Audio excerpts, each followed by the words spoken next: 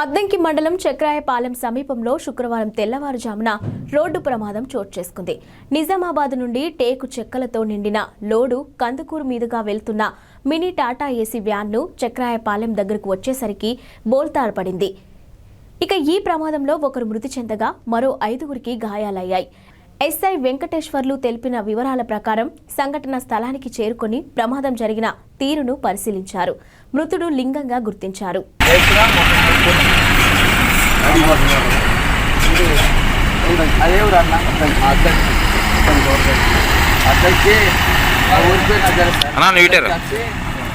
ఆగి పోదామని అన్నారు. అద్దరికి అని చెప్పారు. ఇడిచాక ఒంగోలు చెప్పిస్తారు.